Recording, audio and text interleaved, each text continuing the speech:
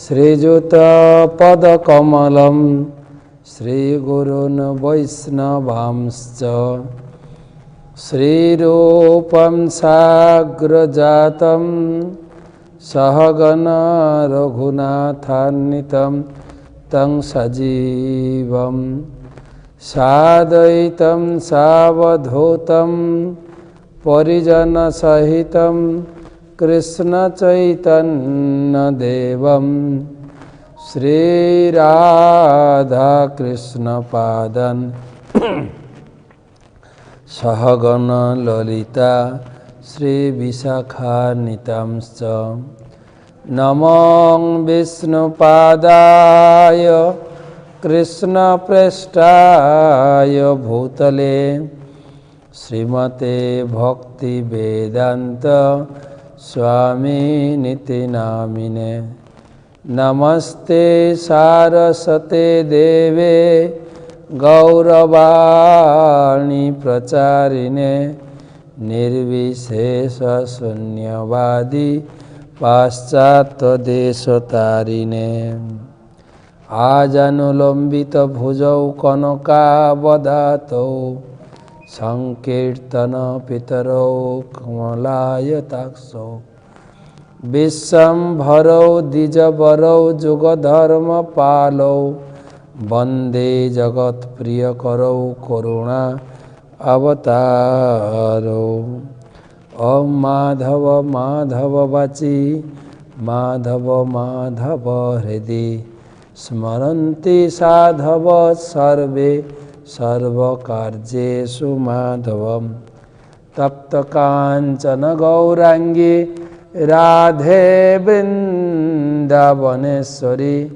वृषभानुसुते देवी प्रणमामि हरिप्रिये वागीशा जस्य वदने लक्ष्मीर्यस्य च वक्षसि यस्यास्ते हृदयं संवित् श्रीनृसिंह अहं भजे।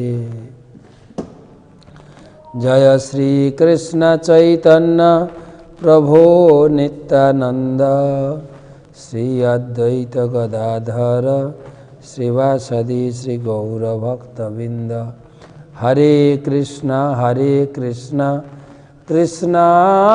कृष्ण हरे हरे हरे राम राम राम हरे हरे। ओं नमो भगवते वासुदेवाय ओं नमो भगवते वासुदेवाय ओं नमो भगवते वासुदेवाय। नारायणं नमस्कृत्यं नरं चैव नरोत्तमं देवीं सरस्वतीं व्यासं ततो जयन्ति। त्वमादिदेवं करुणानिधानं त्वमालवर्णं सुहितावतारम् अपार संसार समुद्रसेतुं भजामहे भागवत स्वरूपम। ग्रंथराज श्रीमद्भागवतम तृतीय स्कंधे आजकेर आलोचना दशम अध्यायेर शुरू होबे। आज के आमादेर 314तम भागवत रस माधुरी क्लासे उपस्थित समस्त श्रोता भक्त मंडली ममतामयी मातृमंडली सकल के आमादेर क्लासेर पक्ष थेके साधुवाद जानाई सुस्वागतम शुभेच्छा जानाई एवं भागवत पाठेर शुरूते गुरु वंदना आमार गुरु महाराजेर चरणे आमार दंडवत प्रणिपात एवं तार कृपा आशीर्वाद भिक्षा करी। नमो विष्णुपादाय कृष्णप्रेष्ठाय भूतले श्रीमते जयपताका स्वामिनिति नामिने नमो आचार्यपादाय निताय कृपा प्रदायिने गौरकथा धामदाय নগর গ্রাম তারিণে।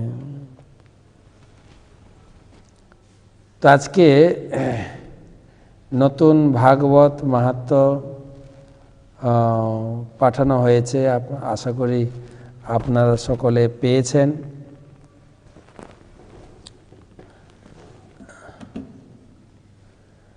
দুর্লভৈব কথালোকে শ্রীমদ্ভাগবতৎ ভবা কোটি জন্ম সমুত্থেন পুণ্যেনৈব তু লভ্যতে। দুর্লভৈব কথালোকে শ্রীমদ্ভাগবতৎ ভবা কোটি জন্ম সমুত্থেন পুণ্যেনৈব তু লভ্যতে। বলা হয়েছে এই জগতে শ্রীমদ্ভাগবত অত্যন্ত দুর্লভ, কোটি কোটি জন্মের সঞ্চিত পুণ্যের দ্বারাই শ্রীমদ্ভাগবত কথা লাভ করা যায়। তো এই বিচার অনুযায়ী আমরা সত্যি সত্যি পুণ্যবান, বহু বহু পুণ্যের ফলে আমরা ভাগবত কথা আস্বাদন করছি এবং আস্বাদন করার সৌভাগ্য লাভ করছি।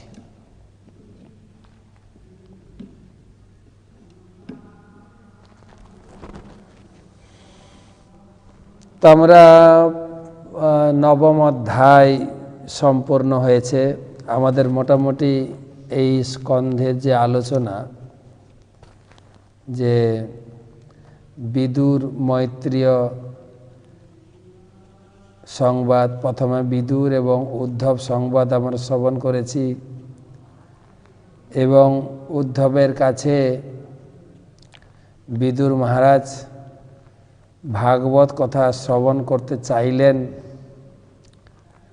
আর উদ্ধব বিদুরকে হরিদ্বারে মৈত্র ঋষির কাছে ভাগবত কথা শোনার জন্য প্রেরণ করলেন। আর বিদুর মহারাজ সেই হরিদ্বারে মৈত্র মুনির সাক্ষাতে তিনি অত্যন্ত বিনয় সহকারে ভাগবত কথা শোনার জন্য প্রার্থনা করলেন এবং বিবিধ প্রশ্নাদি করলেন। আর সেই সমস্ত প্রশ্নের উত্তর মৈত্রজি দিচ্ছেন। আর বিশেষ করে ভগবানের সৃষ্টি, আর নবম অধ্যায়ে আমরা জানলাম, অষ্টম অধ্যায়ে ব্রহ্মা ভগবানের তপস্যা। প্রথমে ব্রহ্মাজি তার জন্মের কারণ জানতে চাইলেন এবং তার যে জন্ম পদ্মতে হয়েছে সে পদ্মের নালে প্রবেশ করে পদ্মনালের উৎস জানতে চেষ্টা করলেন। সারা জীবন তিনি প্রচেষ্টা করা সত্ত্বেও পদ্মের উৎস জানতে পারলেন না। তারপর তিনি মনঃসংযম করে ভগবানের ভক্তি যোগে ভগবানের চিন্তায় মগ্ন হলেন, আর ভগবান তার ভিতরে অনুপ্রেরণা জাগালেন এবং ভগবান তাকে দর্শন দিলেন।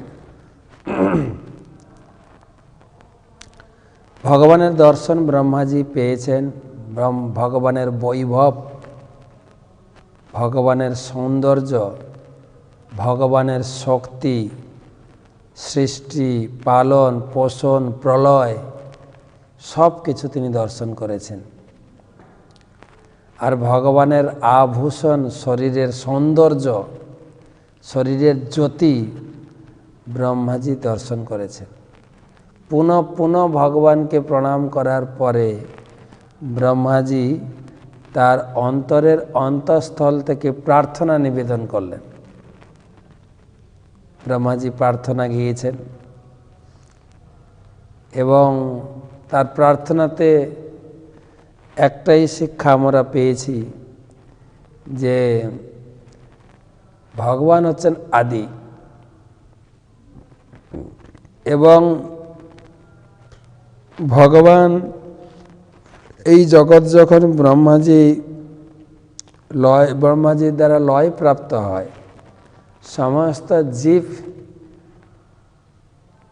ভগবানের শরীরে বিলীন হয়। সহস্র সহস্র বছর ধরে ব্রহ্মাজি সহ সমস্ত জীব ভগবানের শরীরে অবস্থান করেন। আর বহু বহু যুগ বৎসর পরে যখন সৃষ্টির সময় আসে, তখন সৃষ্টির দ্বারা উজ্জীবিত হয়ে সমস্ত জীব ভগবানের নাভি কমলে একত্রিত হয়। সেই নাভি থেকে একটা পদ্মের প্রকাশ হয়, পদ্মের ব্রহ্মার জন্ম হয়।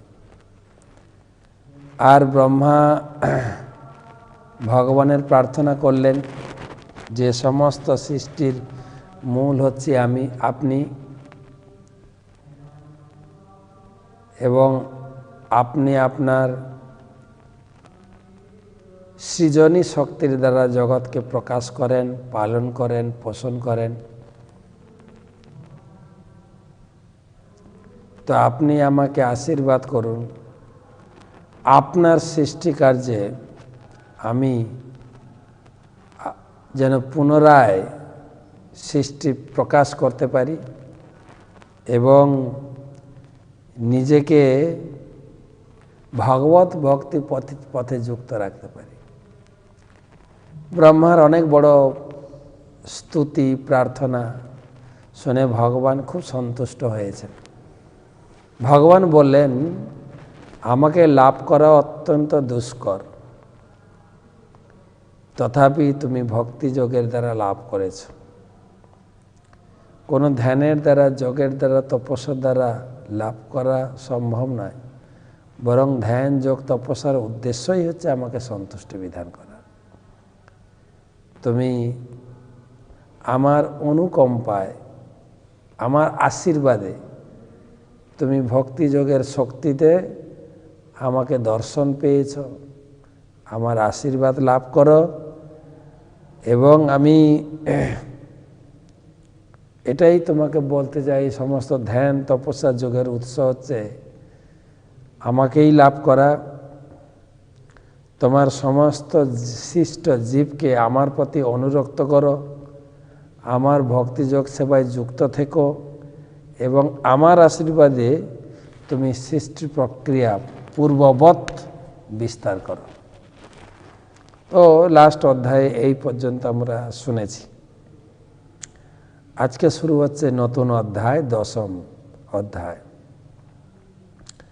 সেই প্রসঙ্গ ভগবান 8ম অধ্যায়ে, 9ম অধ্যায়ে তিনি ব্রহ্মাকে উপদেশ প্রদান করে আশীর্বাদ দিয়ে তিনি ব্রহ্মার সামনে থেকে অন্তর্ধান হয়েছেন। তো এই অধ্যায় কি বলা আছে? এই অধ্যায়ের নাম হচ্ছে সৃষ্টির বিভাগ। যাদের যাদের কাছে গ্রন্থ আছে হাতে রাখবেন। 3য় স্কন্ধ, 3 স্কন্ধ, 10ম অধ্যায়, 1 নম্বর শ্লোক। এই অধ্যায়ের নাম হচ্ছে সৃষ্টির বিভাগ। সৃষ্টি প্রসঙ্গ চলবে এখন। প্রথম শ্লোক। বিদুর উবাচ অন্তর্হিতে ভগবতী ব্রহ্মা লোক পিতামহ প্রজা সসর্জ কোতিধা দৈহিকী মানসীর বিভু। বিদুর উবাচ অন্তর্হিতে ভগবতী ব্রহ্মা লোক পিতামহ প্রজা সসর্জ কোতিধা দৈহিকী মানসীর বিভু। এই শ্লোকের অনুবাদ। বিদুর বলছেন মৈত্র ঋষিকে, হে মহর্ষি মৈত্রেয়, দয়া করে আপনি আমাকে বলুন, ভগবান অন্তর্ধানের পর লোকপিতামহ ব্রহ্মা কিভাবে তার শরীর এবং মন থেকে জীবেদের শরীর সৃষ্টি করেছিলেন। ব্রহ্মা নারদ প্রসঙ্গ, কিন্তু আলোচনা হচ্ছে হরিদ্বারে। মৈত্রেয়জি শোনাচ্ছেন বিদুরকে, সেই একই প্রসঙ্গ আলোচনা হচ্ছে শুক্রতালে বা শুকতাল, যেখানে সুখদেব গোস্বামী শ্রবণ করাচ্ছেন মহারাজ পরীক্ষিতকে। সেই একই প্রসঙ্গ আলোচনা করছেন সুত গোস্বামী শৌনক আদি ঋষিদের সামনে, আর সেই একই প্রসঙ্গ আমরা আলোচনা করছি। কয়েকটা স্টেপ,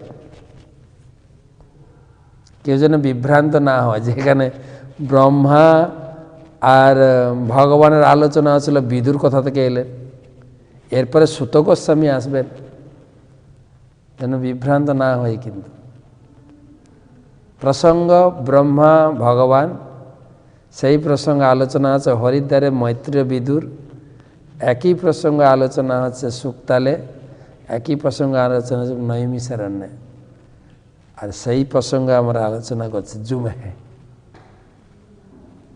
তো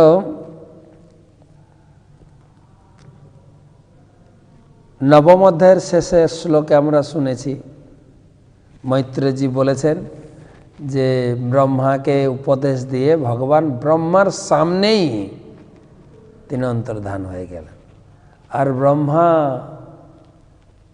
তার সামনে অন্তর্ধান হতে ব্রহ্মা অত্যন্ত বিমর্ষ হয়েছেন যে ভগবানকে দর্শন করছিলাম, ভগবান আমার দৃষ্টির আড়ালে চলে গেলেন। এবার ব্রহ্মা ভগবানের কাছ থেকে যা যা উপদেশ পেয়েছিলেন সেই অনুযায়ী তিনি সৃষ্টি বিস্তার করবেন। সেই জন্য শ্রোতা বক্তাকে উৎসাহ দেওয়ার জন্য বলছেন, আচ্ছা বলুন তারপরে এটা কি হলো। একতরফা যদি আপনি লেকচার দিয়ে যান, আর যদি শ্রোতার কোনো প্রতিক্রিয়া না থাকে, সেখানে কতক্ষণ আপনি বলবেন। যেরকম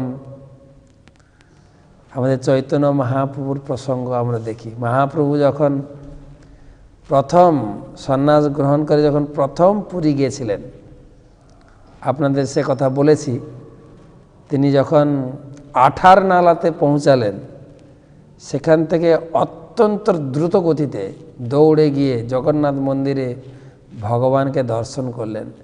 আর ভগবানকে দর্শন করে তিনি জগন্নাথকে আমরা যেভাবে দর্শন করি সেভাবে দর্শন করেননি। তিনি জগন্নাথ মন্দিরে জগন্নাথকে দর্শন করেছেন সাক্ষাৎ ব্রজেন্দ্র নন্দন কৃষ্ণচন্দ্র। দর্শন করে ভগবানকে দর্শন করে আলিঙ্গন করতে গেছিলেন, তার আগেই মূর্ছিত হয়ে তিনি পড়ে গেলেন। আর মন্দিরে যে সমস্ত পাণ্ডারা আসলেন তারা ছুটে এলেন, তাকে আঘাত করার জন্য। সার্বভৌম ভট্টাচার্য দৈব কর্মে ওখানেই ছিলেন, তিনি বাধা দিলেন সকলকে, এবং তিনি জানতেন মহাপ্রভুকে যে নবদ্বীপে নিমাই সন্ন্যাস গ্রহণ করেছে। তো তখন সার্বভৌম ভট্টাচার্য তিনি মহাপ্রভুকে তুলে নিয়ে বাড়ি গেলেন, সেখানে গিয়ে সেবা শুশ্রূষা করে তার জ্ঞান ফেরাতে চাইলেন, কিন্তু তিনি অক্ষম হলেন। পিছনে মহাপ্রভুর সাথী ছিলেন চারজন, জগন্নাথ, মুকুন্দ, ব্রহ্মানন্দ আর নিত্যানন্দ, চার। তারা খুঁজে খুঁজে পৌঁছালেন সার্বভৌম ভট্টাচার্যের বাড়িতে, মহাপ্রভুকে দর্শন করলেন। এবং নিত্যানন্দ প্রভু জানতেন মহাপ্রভুর মূর্ছা ভঙ্গ করার ঔষধ। তিনি মুকুন্দকে ইশারা করলেন এবং হরিনাম সংকীর্তন শুরু করলেন। আর ধীরে ধীরে মহাপ্রভু হরিনাম শ্রবণ করে ধীরে ধীরে বাহ্যদশায় ফিরে এলেন। আর তখন সার্বভৌম ভট্টাচার্য তার বাড়িতে তিনি নবীন সন্ন্যাসী নিমাই, সে কৃষ্ণ চৈতন্য নাম ধারণ করেছে, তো তাকে তার সন্ন্যাস রক্ষা করার উদ্দেশ্যে সার্বভৌম ভট্টাচার্য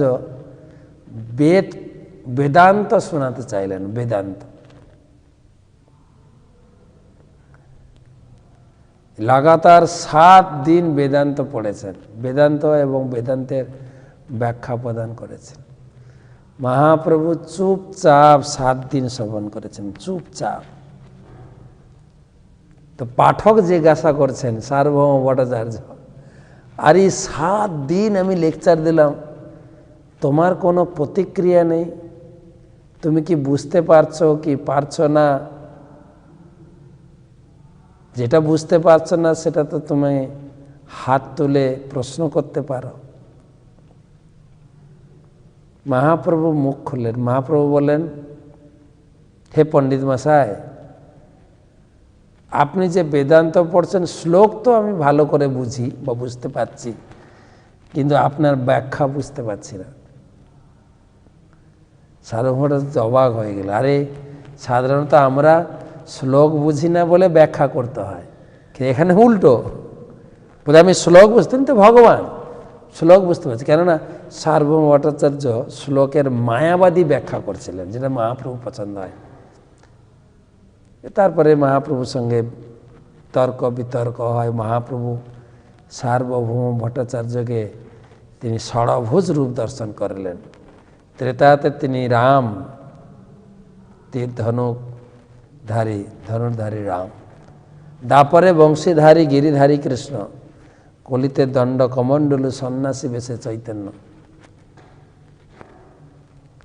তো আমার যেটা প্রসঙ্গ আলোচনা ছিল যে মৈত্রজি একতরফা লেকচার দিয়ে গেলেন একটা অধ্যায় পুরো, তো শ্রোতাকে তো মাঝে মাঝে উদ্গার দিতে হবে যে হ্যাঁ আমি বুঝতে পারছি, খুব ভালো, খুব আনন্দ, কিছু রেসপন্স করতে হবে। তাই বিদুর এখানে যখনই 9ম অধ্যায় শেষ হয়েছে সঙ্গে সঙ্গেই প্রশ্ন তুলেছেন, প্রভু আচ্ছা ভগবান চলে যাওয়ার পরে ব্রহ্মা কি করলেন? ব্রহ্মা কি ভগবানের উপদেশ নির্দেশ অনুযায়ী তিনি সৃষ্টি করলেন? কি সৃষ্টি করলেন, কিভাবে সৃষ্টি করলেন, বিস্তারিত বলুন। তখন পাঠকের বলার উদ্গার জাগবে একদম তুরন্ত। যেই 9ম অধ্যায় শেষ 10ম অধ্যায় প্রশ্ন ছুড়ে দিয়েছে, বলুন বলুন। অন্তর্হিতে ভগবতী, ভগবতী ভগবান অন্তর্ধানের পর, অন্তর্হিতে অন্তর্ধানের পর ব্রহ্মা লোক পিতামহ, লোক পিতামহ ব্রহ্মা প্রজা সসর্জ, সসর্জ মানে সৃষ্টি, প্রজা সৃষ্টি করেছিলেন কতিধা, কিভাবে? কতিধা মানে কত প্রকার, কিভাবে, কত কত ভাগ, কতিধা। দৈহিকী মানসী বিভু, তিনি তার দেহ থেকে সৃষ্টি করেছিলেন, তিনি তার মন থেকে সৃষ্টি করেছিলেন। আর বিভু তিনি অত্যন্ত মহান, কেননা তিনি নিজে সৃষ্টি হয়েছে ভগবানের শরীর থেকে, অত্যন্ত মহান। ভগবানের শরীর থেকে সরাসরি তার সৃষ্টি। ভগবত অঙ্গজা, তাকে বলা হয় স্বয়ম্ভূ। কোনো মায়ের গর্ভে যে 10 মাস 10 দিন থেকে বড় হয়ে মা থেকে জন্মগ্রহণ করেছেন না, সরাসরি ভগবান থেকে তার জন্ম, তাই তিনি বিভু। দৈহিকী মানসিক, দেহের দ্বারা কোনো জীব যখন সৃষ্টি হয় এই দুটো জিনিস লাগে। দৈহিক, যেরকম আমাদের জন্ম হয়েছে, পিতামাতার দৈহিক মিলন আর পিতামাতার মানসিক চিন্তা, দুটোর ফলে আমাদের সৃষ্টি। দৈহিকী মানসিক। আমাদের যে সন্তানাদের স্বভাব চরিত্র, এটা নির্ভর করে পিতামাতার মিলনের সময়কার মানসিক স্থিতির উপরে।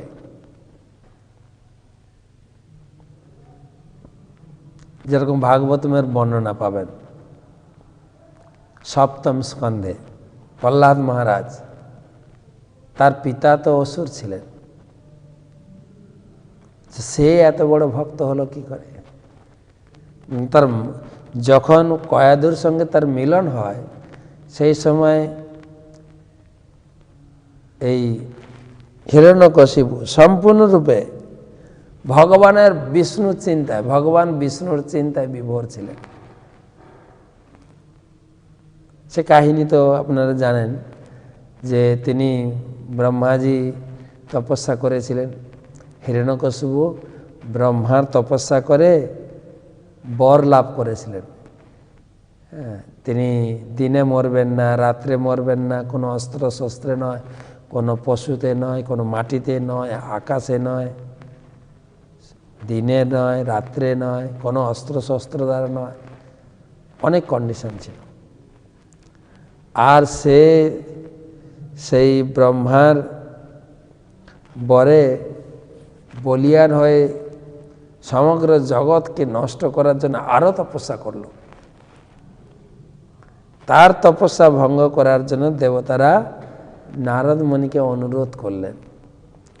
নারদ মুনি একটা ছোট্ট টুনটুনি পাখির রূপ ধারণ করে ব্রহ্মাজি যেখানে তপস্যা করছিলেন, ওম ব্রহ্মায় নমঃ, ওম ব্রহ্মায় নমঃ, ওম ব্রহ্মায় নমঃ। আর এখন টুনটুনি পাখি তার কানের কাছে কি ওম বিষ্ণবে নমঃ, ওম শ্রী বিষ্ণবে নমঃ, ওম শ্রী বিষ্ণবে নমঃ। আর সে ছিল বিষ্ণুর চরম শত্রু, কারণ বিষ্ণু তার ভাই হিরণ্যাক্ষকে বধ করেছিল। সেই বিষ্ণবে বিষ্ণবে বিষ্ণবে শুনতে তার ধ্যান ভঙ্গ হয়ে যায়, বিশাল ক্রোধ এসে যায় তার শরীরে। তখন ধ্যান ছেড়ে তিনি ঘরে ফিরে আসেন। যখন কোনো মানুষ ক্রোধী হয়ে যান, ক্রোধিত মানসিক বিচলিত হয়ে যায়, তখন সেই ক্রোধ অবস্থায় কাম উপভোগ করলে ক্রোধটা শান্ত হয়। তাই এসে বাড়িতে কয়াধুর সঙ্গে মিলিত হলেন, আর মাথার মধ্যে ওইটা ঘুরছে, বিষ্ণু বিষ্ণু বিষ্ণু বিষ্ণু বিষ্ণু বিষ্ণু। এই যে কানের কাছে নারদ মুনি ছোট্ট টুনটুনি পাখির রূপ ধরে বিষ্ণবে নম বিষ্ণু বিষ্ণু বিষ্ণু বিষ্ণু, আমি বিষ্ণুকে দেখে নেবো, বিষ্ণুকে হত্যা করব, বিষ্ণুকে। আর সেই অবস্থায় প্রহ্লাদের জন্ম হয়, তাই প্রহ্লাদ হয়ে গেল বিষ্ণু। তো এখানে দৈহিকী মানসিক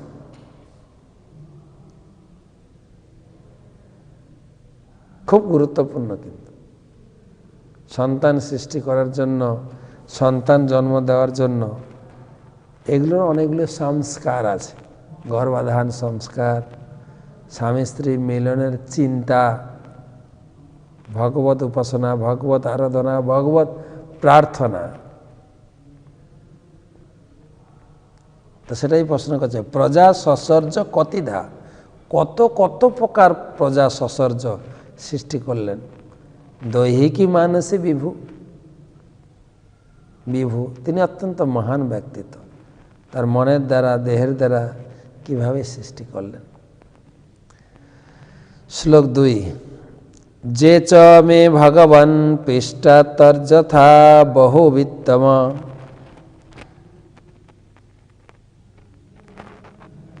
যে চ মে ভগবান পৃষ্টাস্তর্যথা বহুবিত্তম, তান বদস্তানু পূর্বেণ ছিন্দি ন সর্ব সংশয়ান। যে চ মে ভগবান পৃষ্টাস্তর্যথা বহুবিত্তম, তান বদস্তানু পূর্বেণ ছিন্দি ন সর্ব সংশয়ান।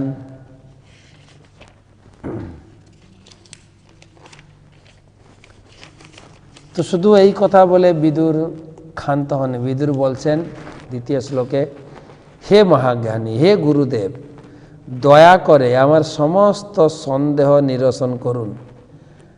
আদি থেকে অন্ত পর্যন্ত আমি আপনাকে যেসব প্রশ্ন করেছি সে সম্বন্ধে আমাকে উত্তর দান করুন।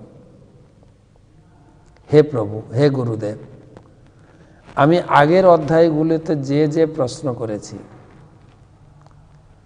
তা আমার সম্পূর্ণ বিশ্বাস সেই সমস্ত প্রশ্নগুলির উত্তর প্রদান করতে আপনি সমর্থ। আমি পূর্ণ বিশ্বাস রাখি, পূর্ণ সম্মান প্রদর্শন করি আমি সেই সমস্ত প্রশ্নের উত্তর জানতে চাই। অত্যন্ত বিনয় সহকারে, দয়া করে, কৃপা করে আপনি বলুন।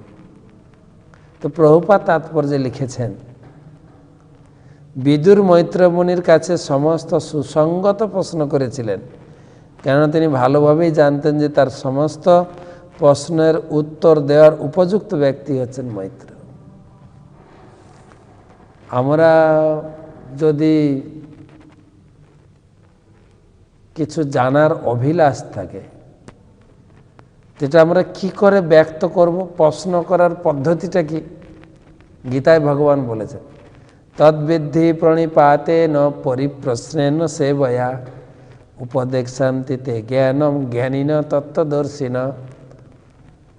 তুমি পারমার্থিক বিষয়ে জ্ঞান লাভ করার জন্য প্রথমে গুরুদেবের কাছে যাবে, তত্ত্বদর্শী গুরুদেব,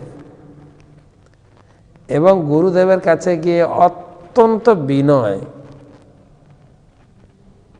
সহকারে গুরুদেবকে প্রণাম করে, শ্রদ্ধা সহকারে হাত জোড় করে গুরুদেবের সেবা করে তার কাছে জ্ঞান ভিক্ষা চায়। গুরুদেব আমাকে বুঝিয়ে দেবেন এই জিনিসটা, অত্যন্ত দৈন্যতা সহ,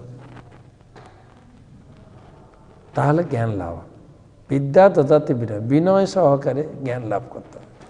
গুরুদেব বসেন উপরে আর শিষ্য নিচে বসেন। জ্ঞানটা হচ্ছে তরল পদার্থ, গুরুদেবের হৃদয় থেকে শিষ্যের হৃদয়ে ট্রান্সমিশন হয়। হৃদয়ে এটা কোনো একাডেমিক জ্ঞান নয়, রিসার্চ করা জ্ঞান নয়, গুরু পরম্পরা দ্বারা গুরুদেবের হৃদয় থেকে শিষ্যের হৃদয়ে প্রকাশিত হয়।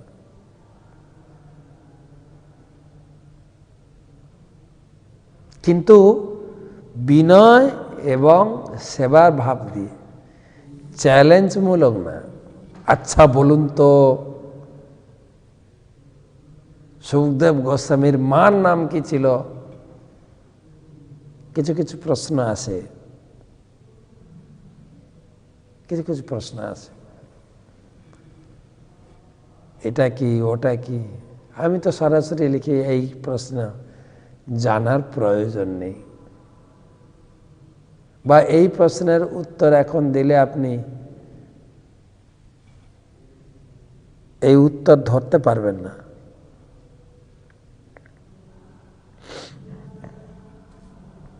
আর সব কিন্তু কেবল প্রশ্ন করে প্রশ্ন করে প্রশ্ন করে, শুধু প্রশ্ন করতেই থাকবো। হ্যাঁ, কিছু একটা উত্তর দিলে তার পরিপ্রেক্ষিতে আরেকটা প্রশ্ন, তার পরিপ্রেক্ষিতে আরেকটা প্রশ্ন করতে। শুধু প্রশ্ন করলে উত্তর লাভ করা যায় না, সেবা করতে হবে। একটা হচ্ছে বিশ্বাস, তার প্রতি, যার কাছে আমি প্রশ্ন করছি তার প্রতি সম্মান,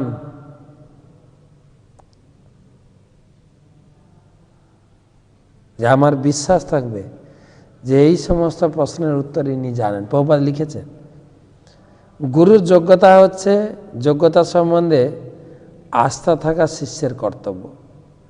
বিশেষত পারমার্থিক প্রশ্নের উত্তর লাভের আশায় কখনো অনভজ্ঞ ব্যক্তির কাছে যাওয়া উচিত নয়। শিক্ষক যদি সেই সমস্ত প্রশ্নের কাল্পনিক উত্তর দান করে তাহলে সময়ের অপচয় হবে। বিশ্বাস থাকা উচিত। শ্রদ্ধাবান লভতে জ্ঞানম, যার শ্রদ্ধা আছে সে জ্ঞান লাভ করতে পারে। চ্যালেঞ্জ, আবল তাবল প্রশ্ন ছুঁড়ে একটু পরাস্ত করা,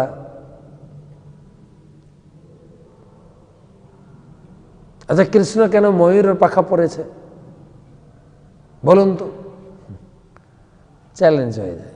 তাই এখানে বিদুর অত্যন্ত বিনম্র সহকারে দৈন্যভাবে, গুরুদেব আমি যা যা প্রশ্ন করেছি আপনি সেই সমস্ত প্রশ্নের উত্তর দিতে সমর্থ, একের পর এক আপনি উত্তর দিতে থাকুন। আপনি দয়াময়, করুণাময়, আপনি বলুন।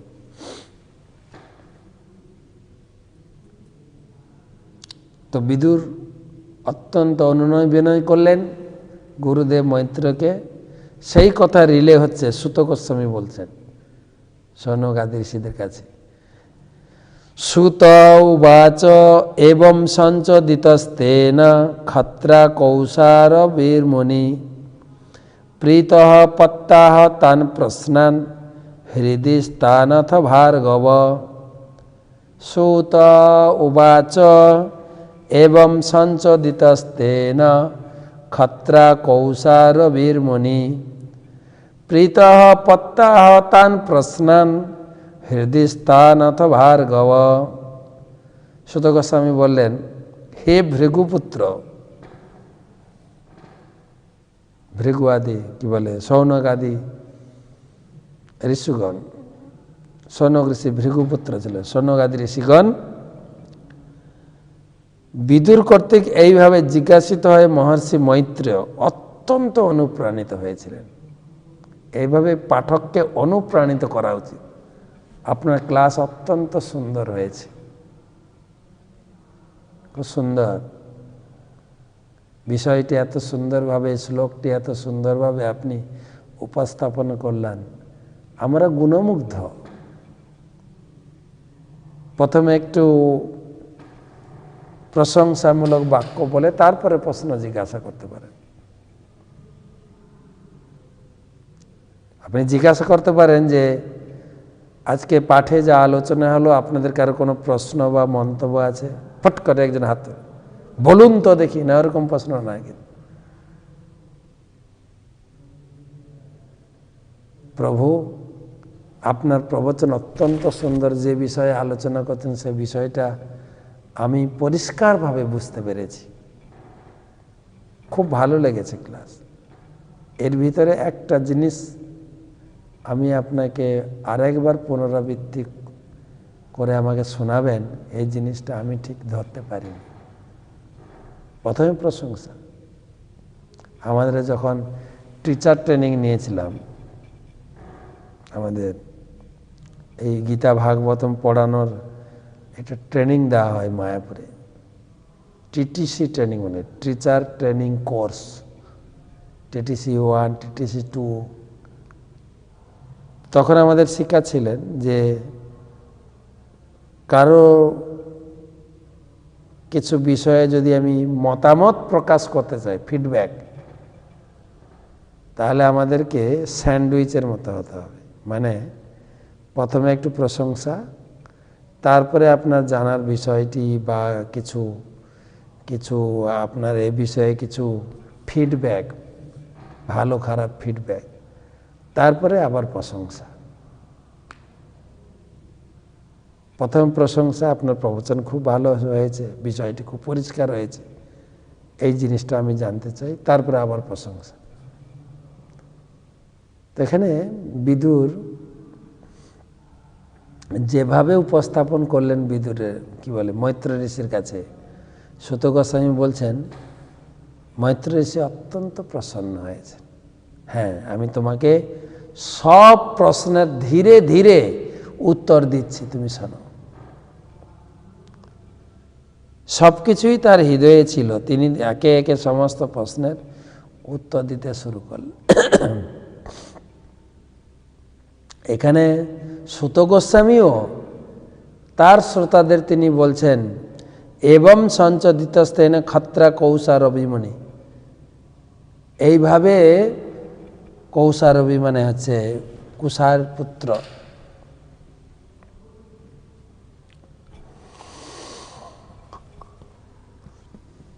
হে ভৃগুপুত্রগণ,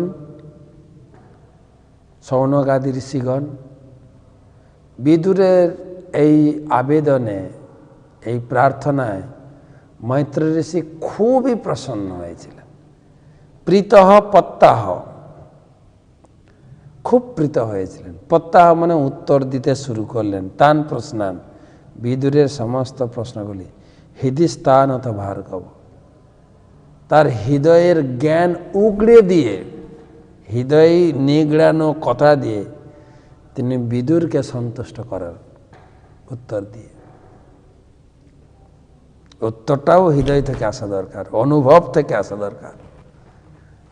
প্রশ্নের উত্তর যদি আপনি অনুভব থেকে বলেন, আপনার হৃদয় থেকে বলেন, তাহলে সেই প্রশ্নতে শ্রোতা অত্যন্ত সন্তুষ্ট হবেন, অত্যন্ত প্রসন্ন হবেন। তাই উপলব্ধিমূলক জ্ঞান প্রকাশ করা উচিত। আমাদের কিছু কিছু সভাতে আমরা দেখি, বড় বড় হল অনুষ্ঠানে আমরা আমাদের বিভিন্ন নেতা মন্ত্রীদের আমন্ত্রণ জানাই, তারা আসে, দু একটা কথা মুখস্থ করে, কিছু শ্লোক, কিছু গীতার কথা, উপদেশ ভালোই বলতে থাকে।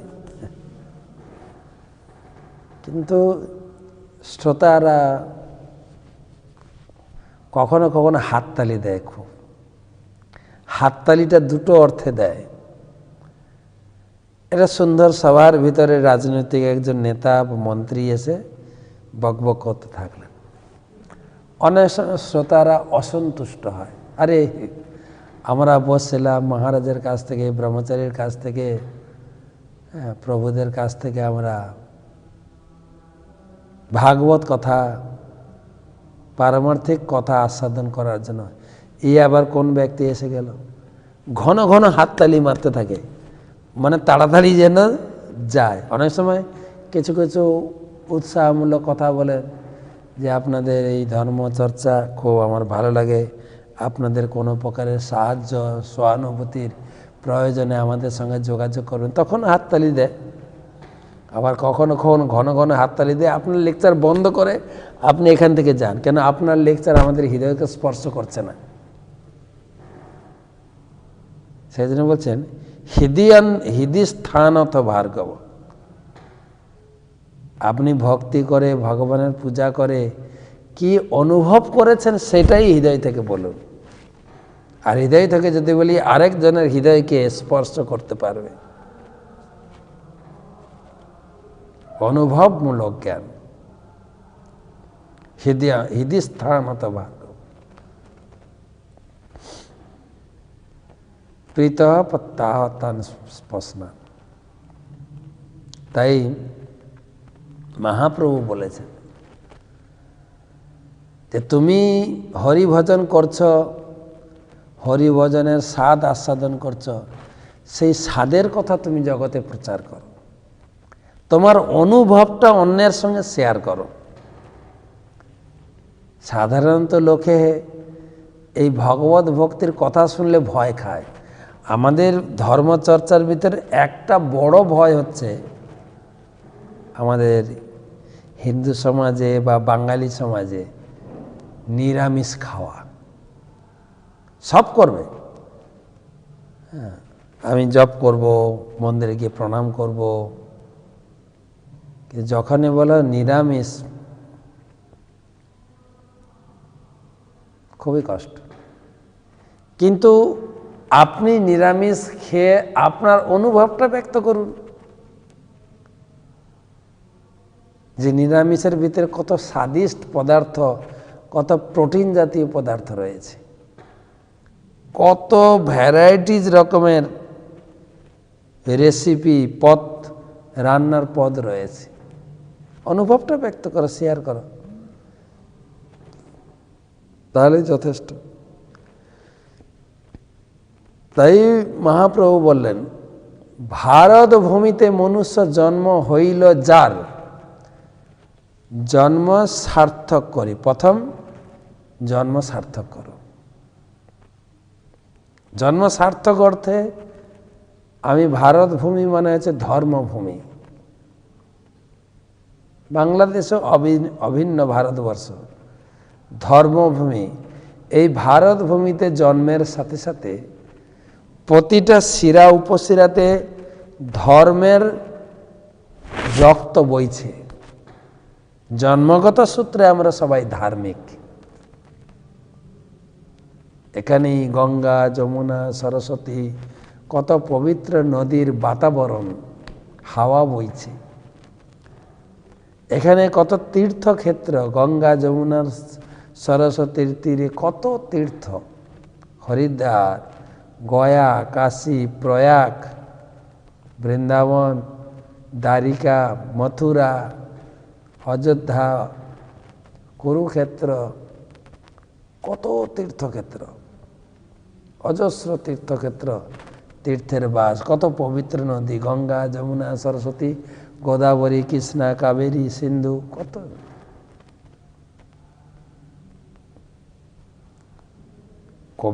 কবিগণ তো আশা করে গেছেন ভারত আবার জগৎ সভায় শ্রেষ্ঠ আসন লবে। যারা ভারতবর্ষে আছি তারা আশা পোষণ করেছেন ভারত একদিন সারা জগতের শ্রেষ্ঠ শিখরে অবস্থান করবে। তা আমরা যারা ভারতবাসী আছি আমরা মনে করছি ভারত শ্রেষ্ঠ শিখরের আসন নেবে? ভারত তো গরিব দেশ না। কবিগণ বলছেন কোন দিক দিয়ে শ্রেষ্ঠ? ধর্মে মহান হবে, কর্মে মহান হবে। ধর্মের দিক থেকে আর কর্মের দিক থেকে। তো ধর্মের দিক থেকে ভারত সব সময় উচ্চ শিখরে রয়েছেন। যারা ধার্মিক, যারা ধর্মচর্চা করেন তারা এটা উপলব্ধি করতে পারে। আর যারা আমরা ধর্মচর্চা করি না এই কথাটা ততটা বিশ্বাসভাজন হয় না। সেই জন্য আমি দেখি আমাদের ভারতবর্ষে পশ্চিমবঙ্গে বিভিন্ন রাজ্যে মেরা ভারত মহান, ইন্ডিয়া ইজ গ্রেট, মেরা ভারত মহান, আমার ভারত মহান, এই কথাটি বেশিরভাগ ক্ষেত্রে গাড়ি ঘোড়ার পিছনে লেখে, সামনে লেখার সাহস পায় না। কিন্তু ভারতবর্ষের মুনি ঋষিরা, যোগী পুরুষেরা ভারতকে উচ্চ শিখরে তিনি বসিয়ে গেছেন। যদি বলেন বিবেকানন্দ দেব, জগৎগুরু ছিল প্রভুপাদ, ইস্কন প্রতিষ্ঠাতা আচার্য, সারা বিশ্বের লোক এখন প্রভুপাদকে প্রণাম করছে, আরতি করছে, সবাই প্রভুপাদের পূজা করছে। একজন ভারতীয় ব্যক্তি। কেন না তিনি ভারতের কালচারকে জীবনে ধারণ করে সেই কালচারকে সারা বিশ্বের দরবারে তিনি প্রচার করেছেন। ভারত মহাভারত হৃদয় স্থানত, হৃদয়ে রয়েছে সকলে ধর্মের প্রভাব। কেবল কোনো প্রকারের সাধুসঙ্গ বা সঠিক জায়গায় পৌঁছে সেই ধর্মের প্রভাবটাকে জাগ্রত করতে হয়। শাস্ত্রে বলা আছে নিত্য সিদ্ধ কৃষ্ণ প্রেম সাধ্য কবু নয়, শ্রবণাদি শুদ্ধ চিত্রে কদয় উদয়। এই কৃষ্ণ প্রেম, কৃষ্ণকে ভালোবাসার বিদ্যা, কৃষ্ণকে ভালোবাসার যে আমাদের স্বভাব, এটা আমাদের ভিতরে আছে। শুধু একজন ব্যক্তির প্রয়োজন যে সেটাকে জাগরণ ঘটাবে। প্রভুপাদ উদাহরণ দিয়েছেন উপনিষদে ব্যাখ্যা করতে গিয়ে, বলছেন দেখুন একটা শিশু সে হাঁটতে শেখে, হাঁটার যে শক্তি তার ভিতরে ছিল, কেবল একটু সুযোগ পেলেই কেউ হাত ধরে হাঁটাতে হাঁটাতে হাঁটতে শিখে যায়। তার ভিতরে হাঁটার সম্পূর্ণ শক্তি, হাঁটার যে যোগ্যতা তার ছিল। ঠিক সেই রকম ভগবানকে ভালোবাসা, ধর্ম করার যে আমাদের যে ঐশী শক্তি ভিতরে রয়েছে, কেবল সাধু সঙ্গের মাধ্যমে গীতা ভাগবত একটু পড়তে পড়তে সেই ভগবত চেতনা, ভগবানকে ভালোবাসা, ভগবানকে পূজা করার, ধর্ম করার যে বৃত্তি স্বভাব, সেইটা প্রস্ফুটিত হয়ে ওঠে। সেই জন্য বলা হয়েছে চেতনার জাগরণ ঘটানো। মহাপ্রভু বলেছেন জীব জাগো, জীব জাগো, গোরাচাঁদ বলে জাগো, চেতনার জাগরণ ঘটাও। চেতনা 5 প্রকার বলা হয়েছে, চেতনা 5 প্রকার। সংকুচিত চেতনা, প্রথম আছে আচ্ছাদিত চেতনা, গাছপালা আচ্ছাদিত চেতনা, গাছপালারও চেতনা আছে কিন্তু আচ্ছাদিত। সংকুচিত পশু পাখি গাছপালা থেকে একটু উন্নত। তারপরে মুকুলিত, সাধারণ মানুষের চেতনাকে বলে মুকুলিত চেতনা। আচ্ছাদিত, সংকুচিত, মুকুলিত, সাধারণ মানুষের চেতনাকে মুকুলিত চেতনা বলা হয়। আর সেই মুকুলিত চেতনা যখন কোনো ব্যক্তি ধর্মচর্চা করতে শুরু করে, ভগবত ভক্তির অনুশীলন করে, ধর্মপথে চলে আসে, তাকে বলা হয় বিকশিত চেতনা। তার চেতনার একটু বিকাশ ঘটেছে, সে ধর্ম করতে চাইছে, ধর্ম জানতে চাইছে, পারমার্থিক জ্ঞান লাভ করতে চাইছে, তার চেতনা বিকাশ ঘটেছে। সাধারণ চেতনাকে বলে মুকুলিত, সাধারণ মানুষের চেতনা। কিন্তু যখন ধর্ম চর্চা করতে শুরু করে তাকে বলে বিকশিত। আর ধর্ম চর্চা করতে করতে সে যখন সিদ্ধি লাভ করে তাকে বলে পূর্ণ বিকশিত চেতনা।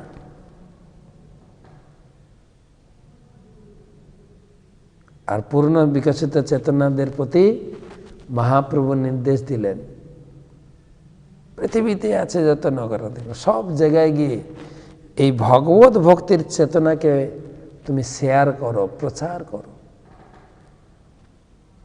প্রচার করো। মহাপ্রভু তিনি নিত্যানন্দ প্রভু হরিদাস প্রভুকে পাঠালেন, শোনো শোনো নিত্যানন্দ, শোনো হরিদাস, সর্বত্র আমার আজ্ঞা করহ প্রকাশ, প্রতি ঘরে ঘরে গিয়া বলো এই ভিক্ষা, মাগো এই ভিক্ষা, বল কৃষ্ণ, ভজ কৃষ্ণ, কর কৃষ্ণ শিক্ষা। প্রতি বাড়ি বাড়ি গিয়ে কৃষ্ণ ভক্তি প্রচার করো। আমি এক জায়গায় বলছিলাম যে বর্তমান সরকার আমাদের দুয়ারে সরকার, এই দুয়ারে সরকার মহাপ্রভু শুরু করেছিলেন, বাড়ি বাড়ি গিয়ে কৃষ্ণ ভক্তির প্রচার করেছে। কি করে তোমরা সুখে থাকবে, কি করে তোমরা পাপ কার্য থেকে নিজেকে বিরত রাখবে, বাড়ি বাড়ি গিয়ে প্রচার করেছে নিত্যানন্দ প্রভু হরিদাস।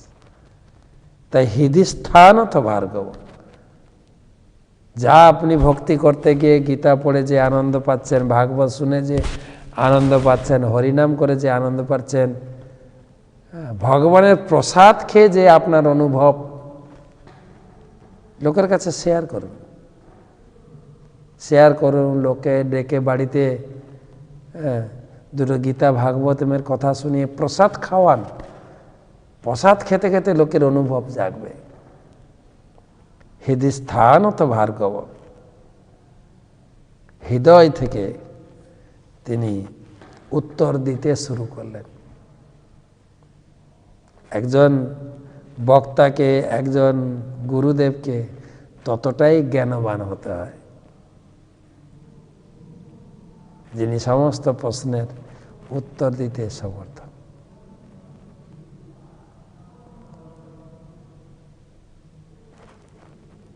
কিবা নাসি কিবা শূদ্র, শূদ্র কেন না, কিবা ব্যাপ্র কিবা নাসি শূদ্র কেন না। যেই কৃষ্ণ তত্ত্ববেত্তা সেই গুরু হয়। গুরুদেব হবেন কৃষ্ণ তত্ত্ববেত্তা, এমন নয় সংসারের কথা শুধু বলবেন। আমি দেখি আমাদের ইউটিউবে বড় বড় পালা কীর্তন করছেন, শুধু সংসারের কথা, শুধু সংসারের কথা। মা বাবাকে ভালোবাসবেন, সিঁদুর কেন পরে, বিড়াল দেখলে কোন দিকে যাবেন, শুধু সাংসারিক কথা। একটু কৃষ্ণ তত্ত্ববেত্তা, কৃষ্ণ নাম করুন, কৃষ্ণ পূজা করুন, কৃষ্ণকে কেন পূজা করবেন, কৃষ্ণের কিছু লীলা কথা, ভাগবতমের কথা, গীতার কথা খুব একটা দেখা যায় না। গান করে, তাল করে, শুধু সাংসারিক কথা। আর সেই পথেই লক্ষ লক্ষ লোক আছে।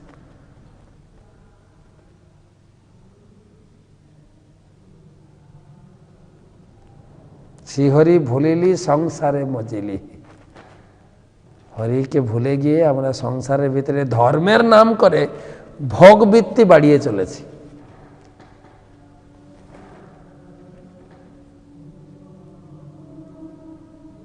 কিন্তু নিজে কৃষ্ণ ভক্ত হয়ে কিছু অনুভবের কথা যদি শেয়ার করতে পারে, লোকের হৃদয়কে স্পর্শ করতে পারে, যেটা প্রভুপাদ করেছিলেন। তার জন্য প্রভুপাদের এই সমস্ত গ্রন্থের আকর্ষণ খুব বেশি। তিনি কেবল কৃষ্ণ কথা ব্যাখ্যা করেননি, তিনি নিজে কৃষ্ণ পূজা করে, কৃষ্ণের নাম করে, কৃষ্ণ প্রসাদকে অনুভবের কথাই ব্যক্ত করেছেন হৃদয় থেকে। হৃদয় স্থান অথ ভার্গব, হৃদয় থেকে ব্যক্ত করেছে এই সমস্ত গ্রন্থ। বাজারে তো অনেক ধর্মগ্রন্থ পাওয়া যায়, অনেক লোক গীতা পড়ে, অনেক লোক ভাগবতম পড়ে। কই গীতা, ওই সমস্ত গীতা ভাগবতম পড়ে কেউ একজন সম্পূর্ণরূপে আমিষ ভক্ষণ পরিত্যাগ করে, নেশা বর্জন করে কেউ মালা উঠিয়ে জপ করছে না। মালা উঠিয়ে জপ করছে, সঙ্গে সঙ্গে এই অখাদ্য কুখাদ্য খাচ্ছে। কেননা যে লিখেছে বই সেই পুরো ছাড়েনি, সে নিজেই অতটা কৃষ্ণ ভক্ত নয়। পণ্ডিত হতে পারে, কিন্তু অনুভব, এই গীতা ভাগবতম পড়ে অনুভব করে কিছু বলা, সেটা অত্যন্ত কার্যকরী। অনুভবের কথা যখন আমরা কাউকে কোনো উপদেশ দিই, কখনো কখনো আমরা নিজের অনুভবের কথা ব্যক্ত করি। আচ্ছা, আমার নিজের অনুভবের কথা, নিজের রিয়ালাইজেশন তোমার সঙ্গে শেয়ার করব, শুনবে তুমি? হ্যাঁ হ্যাঁ, অনুভব যা গীতা ভাগবতমে লেখা আছে সেটা নিজের জীবনে প্রয়োগ করে অনুভব ব্যক্ত করে। কৃষ্ণ ভক্তি করলে আনন্দ হয়। তুমি কি আনন্দ পেয়েছ? হ্যাঁ। সেই জন্য দুই প্রকার ভাগবত বলে, একটা আছে গ্রন্থ ভাগবত, আর ভাগবত পড়ে যিনি ভাগবত প্রচার করে, যিনি ভাগবত পড়ে ভাগবতের নির্দেশ অনুযায়ী নিজের জীবনকে তৈরি করে লোকের কাছে উপস্থাপন করে, তাকে বলে ব্যক্তি ভাগবত। গ্রন্থ ভাগবত আর ব্যক্তি ভাগবত। হৃদয় স্থান অত ভার্গব। মৈত্রজি বলছেন, হৃদয় থেকে কি বলছেন? বিরিঞ্চপি কথা চক্রে দিব্যম বর্ষ শতম তপঃ আত্মন্ন আত্মনমাবেশ্য যথাহ ভগবানজঃ। মৈত্রেয় উবাচ বিরিঞ্চপি তথা চক্রে দিব্যং বর্ষ শতম তপঃ আত্মন্নাত্মনমাবেশ্য যথাহ ভগবানজঃ। মৈত্র ঋষি বললেন, হে বিদুর, পরমেশ্বর ভগবানের উপদেশ অনুসারে ব্রহ্মা এইভাবে 100 দিব্য বর্ষ ধরে তপস্যা করেছিলেন এবং নিজেকে ভগবত ভক্তিতে যুক্ত করেছে। ভগবান বলেছিলেন, কিন্তু তুমি সৃষ্টি করার আগে ভালো করে আমার ধ্যান তপস্যা করো। আমি পাঠের শুরুতে বলছিলাম, আমরাও সৃষ্টি করি, স্ত্রী পুরুষ মিলন হয়ে সন্তান সৃষ্টি করি। তো এখানে ভগবান বলেছিলেন নবম অধ্যায়ে, সৃষ্টি করার আগে ভালো করে ভজন করো। আর তাই ব্রহ্মাজি করছেন। সৃষ্টি করার পূর্বে তিনি ভগবানের উপদেশ অনুসারে তপস্যায়, ভগবত ভক্তিতে, ভগবানের সেবায় যুক্ত হয়ে গেলেন। দিব্য বৎসর, 100 দিব্য বৎসর।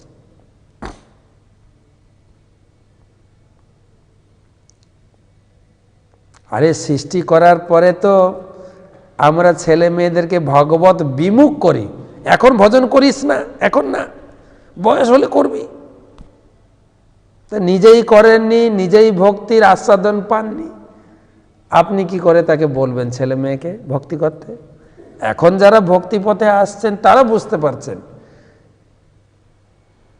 অনেকেই আমাকে প্রশ্ন করে, জানেন মহারাজ, আমার ছেলে মেয়েরা এই পথে এলো না। আমি বলি, আপনি চাননি তো প্রথমে, এখন না ভক্তিটা আস্বাদন করার পরে অনুভব করছেন ভক্তিটা কত আনন্দের, ভক্তিটা কত আস্বাদনীয়। এখন উপলব্ধি করে পস্তাচ্ছেন, আরে আমার ছেলে মেয়ে আমার পরিবার যদি একটু ভক্তি করত তারাও আনন্দে থাকতো গো, তারাও পাপ কার্য থেকে মুক্ত হতো, তাদের যে কি গতি হবে এখন অনুভব করছি। তাই এখানে ভগবান বলেন সৃষ্টি করার আগে তুমি ভালো করে ভক্তিটা বোঝো, তারপরে তুমি জন্ম দেবে। ভক্তির যে কত আনন্দ। আমরা নিরামিষ খাই না, ভগবানের প্রসাদ খাই, প্রসাদ, হরিনাম, নিত্য কীর্তন, উৎসব। আমি তো মায়াপুরে আছি, আমাদের দেখার জন্য হাজার হাজার লোক আসছে, তা আপনিও করুন, আপনাকে সবাই সম্মান করবে। তাই হচ্ছে, যারা যারা করছেন তারা অনুভব করছেন, আরে আমার মা বাবা, আমার ছেলে মেয়ে, আমার ভাই বোনেরা যদি এই পথে আসতো তারা কতই না সুখী হতো। আর চেষ্টা করে অনেক কৌশল, অনেক প্রকারে অনুনয় বিনয় করে ধীরে ধীরে তারা তাদের পথে নিয়ে আসছেন। কিন্তু যেহেতু আগে জানতাম না, এই নিরামিষ, এখন মাছ মাংস খেতে হবে, প্রোটিন আনতে হবে, আনো না।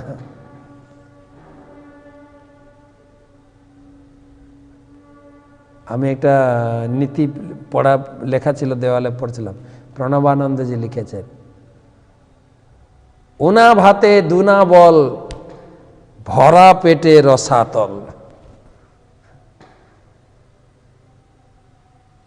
আরে যা খাবার আমার কাছে প্রচুর প্রোটিন আছে, প্রচুর প্রোটিন। আর তো ভগবানের প্রসাদ, ভিতরে গিয়ে ভগবানের শক্তি জাগরণ ঘটাবে। যেমন ভক্তরা ঘন্টার পর ঘন্টা নাচতে থাকে, ঘন্টার পর ঘন্টা। এটা আপনার সেই দুর্গা পূজার বিসর্জনের ডিজে বাজিয়ে মদ খাওয়ার নাচ নয়, কিন্তু ভগবত ভক্তি। মহাপ্রভু একজন পার্শ্বদ ছিলেন, তিনি বক্রেশ্বর পণ্ডিত, 72 ঘন্টা এক নাগাড়ে নৃত্য করতেন, মুকুন্দ গাইতেন আর উনি নৃত্য করতেন, নাচতেন, শক্তি। তাই বিরিঞ্চপি তথা চক্রে দিব্যম বর্ষ শতম তপ। বিরিঞ্চি মানে ব্রহ্মা। মৈত্রজি বলেন ব্রহ্মা 100 দিব্য বর্ষ তিনি ভগবত ভক্তি অনুশীলন করেন, ভগবানের সেবায় বিলীন হয়ে গেলেন। আত্মন্ন আত্মমনা বেশ যদাহ ভগবান। ভগবান অজ ভগবান তিনি যেভাবে নির্দেশ দিয়ে গেছেন সেইভাবে, নিজের মতো ভক্তি করলে হবে না, কিন্তু ভগবান যেভাবে নির্দেশ দিয়ে গেছেন। আপনি বলবেন ভগবান তো ব্রহ্মাকে নির্দেশ দিয়েছিল, আমাকে নির্দেশ দিয়েছেন থুড়ি কেন? এই তো তিনি ব্রহ্মাকে যা নির্দেশ দিয়েছেন সেটাই তো আমরা পড়ে শিখছি। আপনি যদি চান আপনাকেও নির্দেশ দেবেন, যদি আন্তরিকভাবে ভগবানকে প্রার্থনা করেন, অবশ্যই ভগবান আপনাকে নির্দেশ দেবেন, কেন দেবেন না? অনেককে নির্দেশ দিয়েছেন, ভগবান নিজে এসছেন, নাহলে ভগবান তার দূত পাঠিয়েছেন, তিনি নারদ মুনিকে পাঠিয়েছেন, নির্দেশ দিয়েছেন। তাই ভগবানের নির্দেশ কোত্থেকে পাবো? শাস্ত্র থেকে, গীতাতে সরাসরি নির্দেশ। আর এখানে তো ব্রহ্মার মাধ্যমে নির্দেশ পাচ্ছে, গীতাতে সরাসরি এইভাবে চলবে, এইভাবে করবে, এইভাবে নাম জপ করবে, ঘুম থেকে কখন উঠবে, উঠে তুমি কি করবে, কিভাবে পূজা করবে, কি খাবে, কতটুকু খাবে, কখন খাবে, বিস্তারিত নির্দেশ। সাংসারিক নির্দেশ, ভগবত ভজনের নির্দেশ, শরীর চর্চার নির্দেশ, নীতিকথার নির্দেশ, কি নির্দেশ আপনি নিতে চান গীতা থেকে সব পাবেন আপনি নির্দেশ। তাই এখানে বলছেন যথাহ, যথাহ মানে ভগবান যেভাবে বলেছিলেন ঠিক সেইভাবে ব্রহ্মা ভগবত ভক্তিতে যুক্ত হলেন সৃষ্টি করার পূর্বে। तत्विलक्काब्ज संभूत वायुना जद अधिष्ठितः पद्मनाभश्च तत्काल किते बीर्जेन कंपितम्। तद्विलक्काब्ज संभूत वायुना जद अधिष्ठितः पद्मनाभश्च तत्काल किते बीर्जेन कंपितम्। যখন ব্রহ্মা তপস্যা করছিলেন তখনকার ঘটনা। ব্রহ্মা দেখলেন যে পদ্মে তিনি অবস্থিত ছিলেন সেই পদ্মে সেই জলের ভিতর থেকে কমলটি উদ্ভূত হয়েছিল, তা প্রচণ্ড বায়ুর দ্বারা বায়ুর প্রভাবে কম্পিত হচ্ছিল। তপস্যা করছেন, তপস্যার বাধা এসে গেছে। প্রভুপাদ লিখছেন জড়জগৎকে মাইক বলা হয়, কেননা এটি হচ্ছে পরমেশ্বর ভগবানের চিন্ময় সেবার বিস্মরণের স্থান। তার ফলে যারা জড়জগতে পরমেশ্বর ভগবানের সেবায় যুক্ত হয়েছেন তারা কখনো কখনো এখানকার কদর্য পরিস্থিতির জন্য অত্যন্ত বিরক্ত হন, মায়া ও ভক্তের মধ্যে যুদ্ধ ঘোষিত হয়। আজকের এটাই ছিল আমাদের আলোচনা। যখনই আপনি ভক্তি করতে যাবেন তখনই আপনার বিরুদ্ধে কত প্রকারের মায়ার আবরণ সৃষ্টি হবে, আপনার মন বিচলিত হবে, মায়া লেগে যাবে। কিন্তু ভক্ত যদি অত্যন্ত একনিষ্ঠ হয় তাহলে সে মায়াকে জয় করতে পারে। ভগবদ্গীতার 6ষ্ঠ অধ্যায়ে 22 নম্বর শ্লোকে ভগবান বলছে গুরুন্নাপি বিচলতে যস্মিন স্থিত ন দুঃখেন গুরুন্নাপি বিচলতে। ভজন করতে করতে এমন একটা জায়গায় দাঁড়াবেন কোনো প্রকারের বাধা বিঘ্ন আপনাকে ভক্তির থেকে টলাতে পারবেন। ব্রহ্মা তপস্যা করছেন, এদিকে বিভিন্ন বিরুদ্ধ হাওয়া এসে তাকে টলাতে শুরু করছে, তার ধ্যান তার ভগবত ভক্তিকে বিঘ্ন করতে শুরু করছে। এটা স্বাভাবিক ভক্তির পরীক্ষা। যখনই ভক্ত ভক্তির পথে যাবে তার বিরুদ্ধে তার সঙ্গে অনেক পরীক্ষা কঠোর সংগ্রামের সম্মুখীন তাকে হতে হয়, অনেক প্রকারে কঠোর সংগ্রাম। আমরা এর প্রচুর উদাহরণ বেদে পুরাণে ভাগবতমে পাই, প্রচুর। বিশ্বামিত্র মুনি তপস্যা করতে গিয়ে তিনি এত বড় তপস্বী ছিলেন, এত বড় তপস্বী, এই জগতের সমস্ত প্রকার কাম্য বস্তুকে তিনি পরিত্যাগ করতে পেরেছিলেন, জয় করতে পেরেছিলেন। কোনো প্রকার লোভনীয় কোনো প্রকার কিছু তাকে প্রভাবিত করতে পারে। তার ধ্যান ভঙ্গ করার জন্য স্বর্গ থেকে মেনকাকে পাঠানো হয়েছিল, মেনকাকে লেলি দেওয়া হলো, তার ধ্যান ভঙ্গ করে দেওয়া হলো। বহু বহু দৃষ্টান্ত, বহু বহু দৃষ্টান্ত। কিন্তু হরিদাস ঠাকুর এই একই ব্রহ্মা যখন হরিদাস ঠাকুর রূপে এসেছিলেন মহাপ্রভুর সংকীর্তন আন্দোলনে সহযোগিতা করতে, সেই একই মায়া এসেছিলেন তার ধ্যান ভঙ্গ করার জন্য লক্ষ হীরা রূপে। রামচন্দ্র খান তার পিছনে লেলিয়ে দিলেন। এই হরিদাসের খ্যাতি মহিমা তার সহ্য হচ্ছিল না, সহ্য করতে পারছিলেন না। তাই হরিদাস ঠাকুরকে পতন করানোর জন্য তিনি লক্ষ হীরাকে লাগিয়ে দিলেন। হরিদাস ঠাকুর জপ করছেন, লক্ষ হীরা এসে উপস্থিত হয়েছেন। ঠাকুর, আমি যুবতী, তোমার মতো যুবককে পেয়ে কেউ স্থির থাকতে পারে? আমি তোমার সঙ্গ চাই। হরিদাস ঠাকুর বললেন, আচ্ছা, কিন্তু আমার যে ব্রত তপস্যা রয়েছে, নাম সংখ্যা সম্পূর্ণ না হলে আমি তো কোনো কিছু গ্রহণ করি না। তুমি অপেক্ষা করো, আমার নাম সংখ্যা সম্পূর্ণ হলে নিশ্চয়ই তোমার মনোবাসনা পূর্ণ করব। সারা রাত ধরে হরিনাম শুনতে থাকলেন। হরিদাস ঠাকুর আবিষ্ট চিত্তে ভগবত স্মরণে খুব আবেগে হরিনাম করছেন, হরে কৃষ্ণ, আর ভগবানের কাছে প্রার্থনা করছেন এই মায়া থেকে আমি কি করে নিজেকে রক্ষা করব। হরে কৃষ্ণ কৃষ্ণ কৃষ্ণ কৃষ্ণ হরে হরে, হরে রাম রাম রাম হরে হরে। আর সেই লক্ষাইরা ব্যাস সারা রাত ধরে হরিদাস ঠাকুরের কাছে বসে হরিনাম শোনাচ্ছে। কার মুখের হরিনাম? হরিদাস ঠাকুরের মুখ নিঃসৃত হরিনাম। সারা রাত বসে বসে অপেক্ষা করতে করতে সূর্য উদয় হতে শুরু করলো, সকাল হয়ে ভোর হয়ে গেল। আর সে লজ্জায় পালিয়ে গেল। হরিদাস ঠাকুর বললেন, দেখো আমাকে তুমি ক্ষমা করো, আজকে তোমার মনোবাসনা পূর্ণ করতে পারলাম না।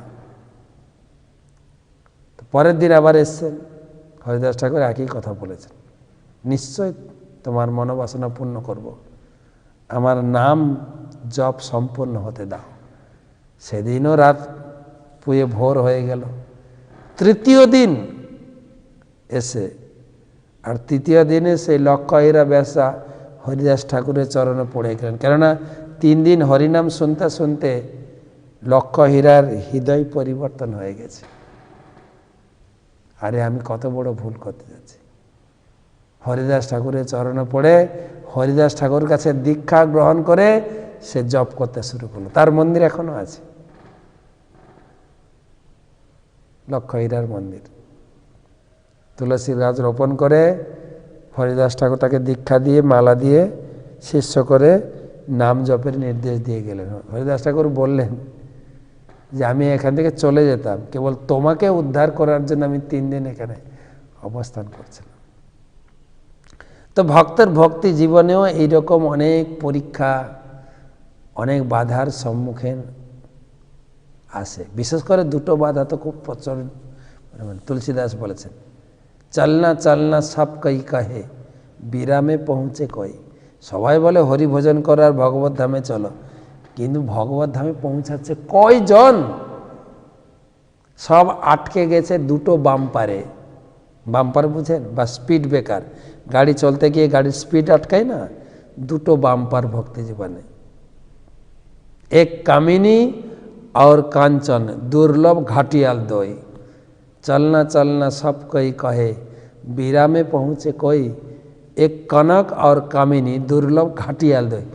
এই 2টো বাম্পারে সবাই আটকে যাচ্ছে। তো এখানে ব্রহ্মার ক্ষেত্রেও সেটা প্রকাশিত করা হয়েছে। ব্রহ্মা তপস্যায় লীন হয়ে গেলেন, কিন্তু তার জীবনে ও বাম্পার পুরো একজন বিচলিত হাওয়া এসে তাকে একদম উলট পালট করতে শুরু করল। আমাদের ভক্তি জীবনে সেরকম পজিশন আছে, মানসিকভাবে কায়িকভাবে আমি যেন কি করব না করব ঠিক করতে পারছি না, কোনটা করা ঠিক, আমি যেন এই তলিয়ে যাচ্ছি, আমি যেন বিভ্রান্ত হচ্ছি।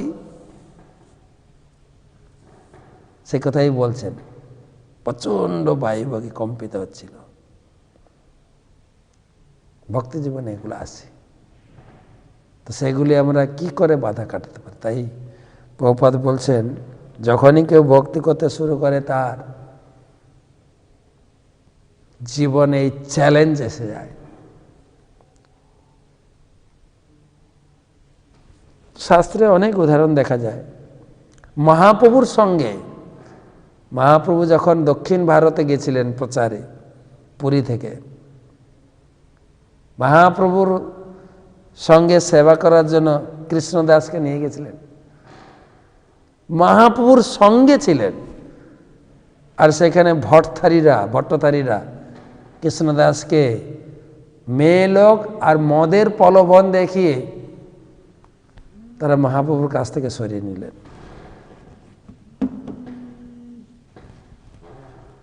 সে কাহিনীও দেখা যায়। মহাপ্রভু অবাক, ভগবানের সঙ্গে থেকেও কৃষ্ণদাসের এই অবস্থা।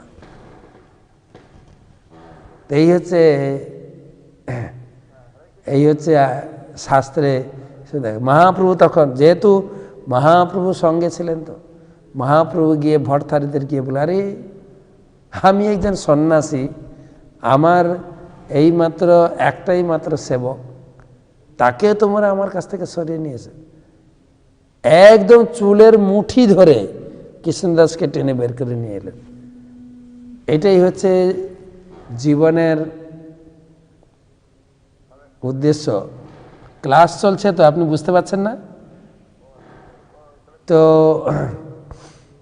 একদম চুলের মুঠি ধরে, সেখানে শাস্ত্রে সেখানে দৃষ্টান্ত দেওয়া হয়েছে। তিনি বলছেন যে সেই প্রভু ধন্য যে না ছাড়ে তার নিজজন, সেই সেবক ধন্য যে না ছাড়ে তার প্রভুজন। যদি গুরু কৃষ্ণের প্রচুর আশীর্বাদ থাকে, গুরু শক্তি থাকে, গুরু কৃপা থাকে, তবেই ধীরে ধীরে মায়া শক্তিকে জয় করে ভক্তির পথে ধীরে ধীরে এগোতে সক্ষম হতে পারে। কেবল গুরু কৃষ্ণের অহেতুকী কৃপা, অহেতুকী কৃপা। তাছাড়া জীবন যুদ্ধে এগিয়ে যাওয়া অত্যন্ত কঠিন। ভগবত ভক্তির পথে,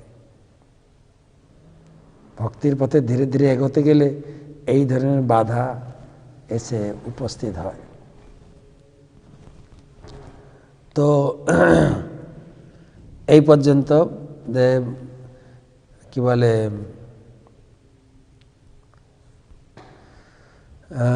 ব্রহ্মাজির ভজনের তাল বেতাল এসে আন্দোলিত হতে থাকলো। তারপরের আলোচনা কালকে তো বৃহস্পতিবার, কালকে আমরা গুরু চর্চা, গুরু বন্দনা, গুরুবার, গুরু চর্চা আমরা করব। গুরুদেবের পূজা, গুরুদেবের আরতি, গুরুদেবের মহিমা কীর্তন। যারা যোগদান করতে চান, যে আগের লিঙ্ক আছে ওটাই, অথবা লিঙ্ক চাইলে আমরা পাঠিয়ে দেবো।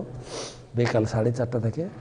কালকে ভাগবত রসমাধুরী ক্লাসের ছুটি, পরশুদিন আবার 6 নম্বর শ্লোক থেকে আবার আলোচনা করব। এখন কিছু প্রশ্ন নেব, যদি আপনাদের প্রশ্ন থাকে কয়েকটা প্রশ্ন চর্চা করব।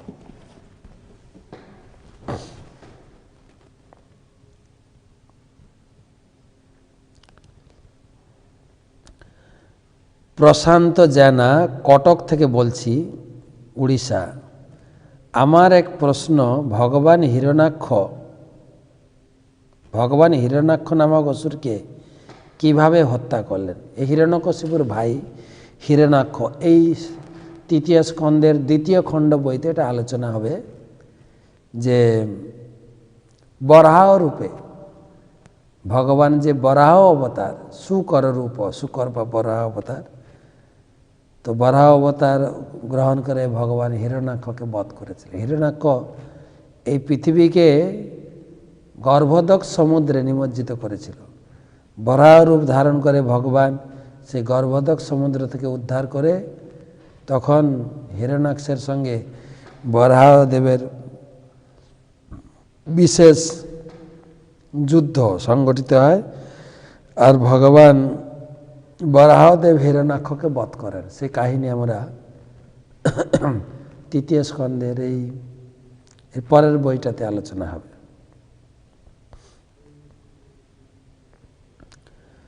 তো শ্রীমান পরিতোষ ব্যাপারী, হ্যাঁ, আমাদের অনেক পুরানো শ্রোতা, আগে প্রতিদিন প্রশ্ন পাঠাতেন, তো অনেক দিন পরে আপনার প্রশ্ন পাচ্ছি। মহারাজ, আমার প্রশ্ন, আমরা যখন যজ্ঞ অনুষ্ঠানে আহুতি দিয়ে থাকি, ওখানে বলি ওম সাহা, ওম সাহা। সাহাটা কি? অগ্নিদেবের স্ত্রীকে বলে সাহা, সাহা। তো অগ্নিদেবের উদ্দেশ্যে নিবেদন করা হয়। সে নিবেদন অগ্নিদেব গ্রহণ করেন, অগ্নিদেবকে দেওয়ার মাধ্যমে অগ্নিদেবের কাছে পৌঁছে যায়। পরবর্তী প্রশ্ন, আমি অর্পিতা সাহা। আমরা কাজ করব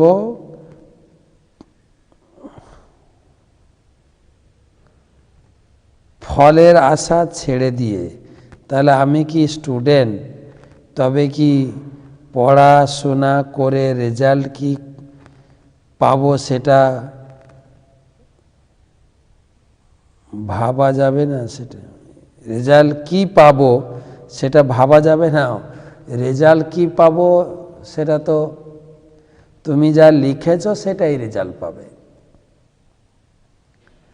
আর ফলের আশা করব না, আরেকটা বলা হয় যে আমি প্রচেষ্টা করব, আমি পড়াশোনা প্রচেষ্টা করব, মনঃসংযম করে স্কুলের মাস্টারমশাই যেভাবে গাইড দিচ্ছেন পড়ব, প্রচেষ্টা করব।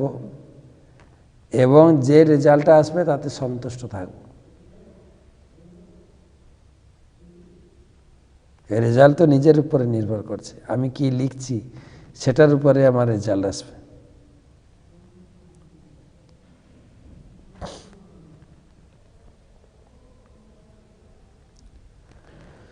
আর একটা প্রশ্ন আছে বাংলাদেশ থেকে সুদর্শন শ্যাম দাস, কিভাবে ভগবানকে পূজা করলে ভগবানের সন্তুষ্টি অর্জন হয়?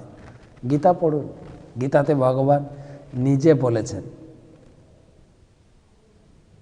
প্রথমে বলেছেন সপ্তম অধ্যায়ে, যেসাম তু অন্তগতং পাপম জনানাং পুণ্যকর্মণাম, সপ্তম অধ্যায়ে 28 নম্বর শ্লোক। তে দ্বন্দ্ব মোহ নির্মুক্ত ভজন্তে মাম দৃঢ়ব্রতা, তুমি দৃঢ়ভাবে ভজন করবে। কিভাবে দৃঢ়তা আসবে? তোমার পাপ কার্য বন্ধ করতে হবে। অন্তগতং পাপম, কোনো প্রকার জীব হত্যা করবে না। যত প্রকার পাপ, 4টি পাপ কার্য আছে। একটা হচ্ছে আমিষ ভক্ষণ, দ্বিতীয়টা হচ্ছে নেশা, যত প্রকারের নেশা আছে, হ্যাঁ, এই 1 আঙ্গুলের নেশা, 2 আঙ্গুলের নেশা, যত 5 আঙ্গুলের নেশা, যত প্রকারের নেশা আছে, নেশা বর্জন। আমিষ ভক্ষণ বর্জন, আমিষ ভক্ষণ একটা পাপ, নেশা করা একটা পাপ, তারপরে জুয়া খেলা একটা পাপ, লটারি, ক্যাসিনো, যত জুয়া। আরেকটা হচ্ছে অবৈধ সঙ্গ, অবৈধ সঙ্গ। তো আপনি পুরুষ মানুষ, যদি আপনি বিবাহিত হন, কেবল আপনার স্ত্রীর সঙ্গে মিশতে পারবেন, অন্য সমস্ত স্ত্রী মায়ের মতো দেখতে হবে। বা যে স্ত্রী লোক, তার স্বামী, কেবল স্বামীর সঙ্গে মিশবেন, অন্য স্বামীর সঙ্গে মিশতে পারবেন না। অবৈধ সঙ্গ, আমিষ ভক্ষণ, নেশা এবং জুয়া, এই 4টা পাপ কর্ম অন্তগতম, একদম বন্ধ করতে হবে। অন্তগতম, যে শান্তু অন্তগতম, একদম বন্ধ করে সেই পুণ্যবান ব্যক্তি ভজন করতে পারবে গুরুর নির্দেশে। তাই আপনি তো দীক্ষিত ভক্ত সুদর্শন শ্যাম দাস, গীতাতে ভগবান প্রতিটা অধ্যায়ে কিভাবে চলবে, কখন ঘুম থেকে উঠবে, কিভাবে ভজন করবে, কিভাবে নাম জপ করবে, ডিটেলস রয়েছে। গীতা হচ্ছে একটা মোক্ষম গ্রন্থ, আপনাকে সঠিক পথে গাইড দিয়ে নিয়ে যাবে। গীতার আশ্রয়ে চলুন।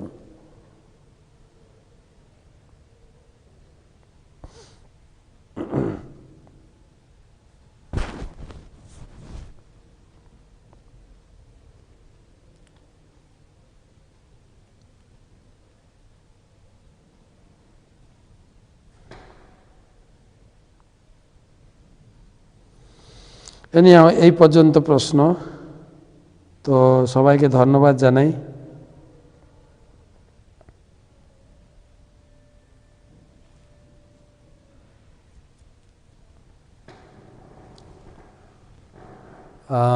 আমরা কালকে তো ছুটি, পরশু দিন আবার আসবো, আপনাদের সঙ্গে দেখা হবে।